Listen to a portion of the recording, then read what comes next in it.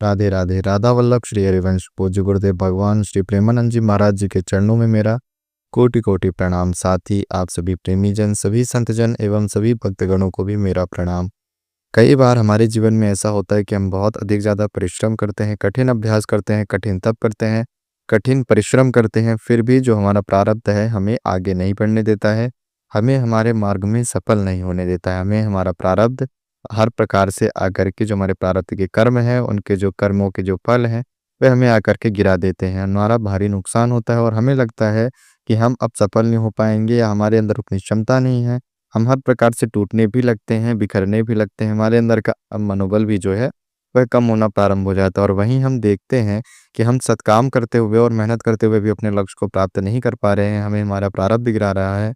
परंतु कुछ हम ऐसे व्यक्तियों को देखते हैं, कुछ हम ऐसे प्राणियों को देखते हैं कि जो संपूर्ण रूप से नास्तिक है, यानी कि ना वो भगवान को मानते हैं, ना पूजा पाठ में उनकी आस्था है, ना एक अगरबत्ती दीपक जलाते हैं, ना ही अगरबत्ती दीपक तो दूर की बात है, कभी वो भगवान का नाम भी नहीं लेते, ना वो भगवान के कभी चौखट, भगवान के कभी दर पर जाते हैं, ना कभी भगवान का सुमिरन करते हैं। परंतु फिर भी उनको अपने जीवन में सफलता मिलती है और वो भी मेहनत करके ही सफल पा रहे हैं। ऐसे नहीं कि घर बैठे-बैठे उनको सब कुछ प्राप्त हो रहा है। मेहनत कर रहे हैं, प्रयास कर रहे हैं, सफलता मिल रही है। अच्छे काम से ज़्यादा वे बुरे काम कर रहे हैं, धर्म से ज़्यादा अधर्म कर रहे हैं, नियत से ज़्यादा यानी कि अच्छाई से ज़्यादा बुराई, यानी कि खोट नियत, बुराई यहाँ-वहाँ से जड़-जुगाड़ करके, यानी कि गलत मार्गों का सहारा लेकर के अपने जीवन में सफल हो रहे हैं और उनका घर परिवार भी सुखी है और वे भी सुखी हैं। उनको हर प्रकार से प्रसन्नता ही मिल रही है। तो क्या उनके जीवन में प्रारब्ध जैसा कोई कर्म नहीं, या फिर उनको प्रारब्ध का कोई फल ही नहीं मिल रहा है, या फिर उनके प्रारब्ध में कोई बुरे कर्म ही नहीं थे? उनके प्रारब्ध में जो उनके पूर्व के कर्म थे वो सब कुछ अच्छे ही अच्छे कर्म थे, तो उसका परिणाम उनको अभी मिल रहा है। ऐसा संशय हमारे मन में कहीं न कहीं बनने लगता है। तो इस प्रश्न पर, इस संशय पर गुरुजी अपने एकांतिक वार्तालाप में जब ये प्रश्न उनसे पूछा गया था, इस प्रकार से कि प्रश्न का यह सार था, तो इस पर गुरुदेव उत्तर देते हुए कहते हैं कि ऐसा नहीं है। हम जो अच्छे व्यक्ति हैं, जो अच्छे मनुष्यजन हैं, जो प्रभु की शरण में हैं, जो प्रभु के श्यामा श्याम जी के शरण में हैं, जो अपने आप को प्रभु के चरणों में समर्पित करते हैं, राधा नाम का जप करते हैं, साथ ही साथ उनका चिंतन करते हैं, भजन कीर्तन करते हैं, तो प्रभु को वो सबसे अत्यधिक प्रिय होते हैं। ऐसा तो कोई भी नहीं है संसार में, हर एक प्राणी प्रिय है, परंतु जो भजन और आध्यात्मिक मार्ग में हैं, श्यामा श्याम जी के चरणों में जा रहे हैं, वो प्रभु को और भी ज़्यादा अत्यधिक प्रिय हो जाते हैं। प्रिय वे भी हैं जो अभी सत्काम में नहीं हैं, क्योंकि वे भी प्रभु के ही अंश हैं, उनका भी भगवान भला ही चाहते हैं। इसलिए कहीं न कहीं से किसी न किसी प्रकार से उनको भी भले के मार्ग में लेकर के ही आते हैं। परंतु जो साधक, जो भक्तगण, जो भी संतजन, जो भी मनुष्य जाति प्रभु के चरणों में लगी है और वो उनको लगता है कि मेहनत कर रहे हैं फिर भी हमें सफलता नहीं मिलती है, उल्टा हमारी मेहनत, हमारे पूरा परिश्रम, हमारा पूरा जो संघर्ष है, वह निष्फल हो जाता है हमारे प्रारब्ध कर्मों से। ऐसी मनोबल इच्छाएँ आने लगती है कि हम प्रभु का नाम चिंतन कर रहे हैं, उसकी भी हमें कोई सहायता नहीं प्राप्त होती। तो ऐसा नहीं है। प्रभु आपसे जब प्रसन्न होते हैं, आपके ऊपर अत्यधिक उनकी खुशहाली होती है, आपसे अत्यधिक वह प्रसन्न होते हैं, तो वहाँ पर आपके जीवन में जो कष्ट हैं, यानी कि जो दुःख है, उसको सबसे पहले वह क्षय करना चाहते हैं। क्षय करने का तात्पर्य है कि समाप्त करना चाहते हैं, खत्म करना चाहते हैं। वह चाहते हैं कि हमारे यह जो भक्तगण हैं, इसका जो दुःख है वो संपूर्ण रूप से समाप्त हो जाए, ताकि जब एक बार इसको सुख की प्राप्ति हो, सुख की अनुभूति हो, इसको आनंद की प्राप्ति हो, इसको आंतरिक सुख की प्राप्ति हो, तो उसके बाद इसके जीवन में दोबारा परिवर्तन ना आए, दोबारा दुःख ना आए, कष्ट ना आए ऐसा। और अगर आए भी थोड़ा बहुत या फिर किसी प्रकार से ऐसी यदि कोई जीवन में मोड़ आता है जो भाग्य में है, तो उससे भी इस व्यक्ति के अंदर विचलता ना आए, यानी कि विचलित ना हो, परेशान ना हो, भयभीत ना हो, घबराए ना, टूटे ना, बिखरे ना। इसके लिए सबसे पहले हमें प्रभु मजबूत बनाते हैं। हमसे जो परिश्रम होता है, हमसे जो परिश्रम करा रहे हैं, हमें जो कठिनाइयाँ दे रहे हैं, वह हमारे मनोबल की शक्ति, इच्छा शक्ति को बढ़ाने के लिए, और साथ ही साथ जो हमारे प्रारब्ध के कर्म हैं, उनके फल जो हमसे बुरे हुए हैं, उनको समाप्त करके और हमसे वर्तमान में,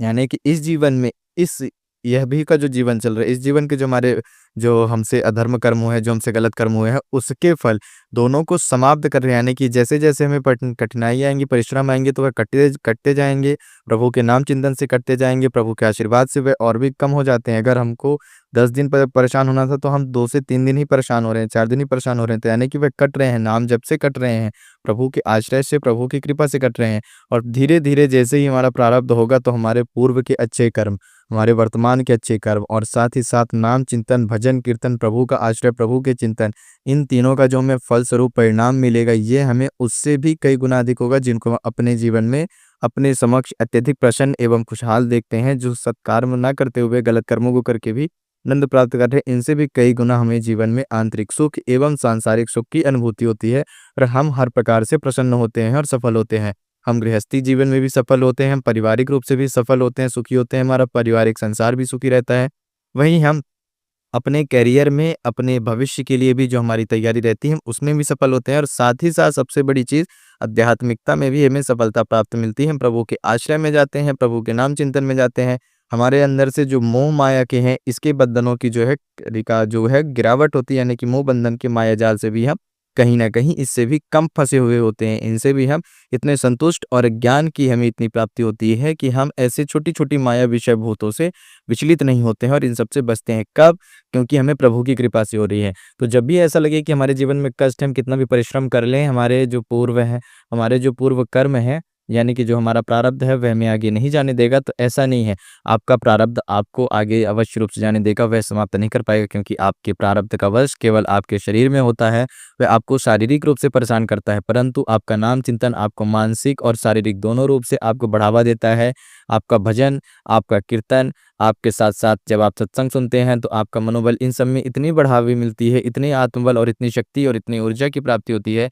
कि आप संपूर्ण रूप से ऊर्जावान, शक्तिवान होते हैं और आप हर जगह पर सफल होते हैं। तो इसलिए कभी भी यह चिंता ना करें कि हमारा प्रारब्ध हमको आगे नहीं बढ़ने दे रहा है। प्रारब्ध आपका कभी भी नहीं रोक पाएगा और अगर आप नाम का आश्रय लें, इस पर गुरुदेव भगवान कहते हैं कि यदि प्रारब्ध सदैव सबसे अधिक बलवान होता, तो आज हम यहाँ नहीं बैठे होते। आज हम आप सभी के समक्ष श्री श्री राधा रानी जी की कृपा से यह नाम चिंतन नहीं कर पा रहे होते और इतने सारे लोगों को हमारे द्वारा मार्गदर्शन नहीं प्राप्त होता श्री जी की कृपा से। यह नाम जप की ही महिमा है, यह नाम जप की ही कृपा है कि आज हम यहाँ हैं और आप सभी के साथ हैं, आप सभी के समक्ष हैं, बैठे हैं। प्रारब्ध ने हमें गिराया, जो हमारे जीवन में परेशानी आई, संकट आई, वह भी हमारे कहीं न कहीं कर्म थे, हमारे प्रारब्ध के ही कर्म थे, जिसके हमें फल परिणाम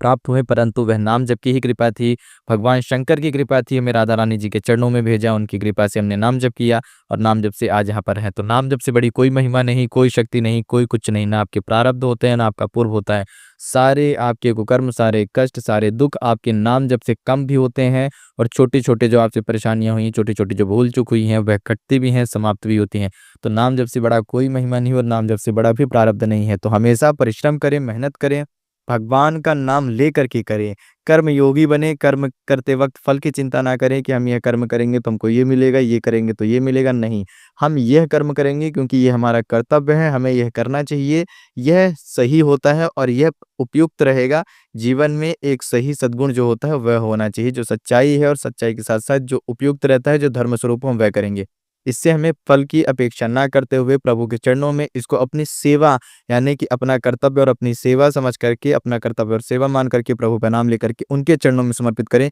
तो हमें अत्यधिक सफलता प्राप्त मिलती है। अन्यथा हम कर्म को फल की इच्छा से करते हैं, तो हम कर्म बंधन में बंध जाते हैं, जिससे कि हमें हमसे चाहे जैसे भी कर्म हो, सुख के कर्म हो, चाहे दुःख के कर्म हो, अच्छे हों या बुरे हों, अच्छे कर्म सोने रूपी जंजीर है और बुरे कर्म लोहे की रूपी जंजीर है, जो कि हमें बाँधता है और हमें फल भुगतान करने ही पड़ते हैं। परंतु जब हम कर्म को सेवा, अपना अपना कर्तव्य और प्रभु की सेवा मान के करना प्रारंभ करते हैं और संपूर्ण कर्म के फल उनको समर्पित करते हैं, संपूर्ण कर्म ही उनको समर्पित करते हैं, तो इससे हमारे ऊपर जो हमारे लिए उपयुक्त है, जो हमारे लिए सही है, सही समय पर, सही स्थान पर, सही मात्रा में हमें प्राप्त होता है, वह प्रभु की कृपा से प्राप्त होता है और जो प्राप्त होना चाहिए वह प्राप्त होता है। तो सदैव प्रभु का नाम चिंतन करें, गुरुदेव के वचनों को अमृतवाणी समझ करके, उनको अमृत कथन समझ करके, उनकी आज्ञा का पालन करें, उनके नाम का पालन करें,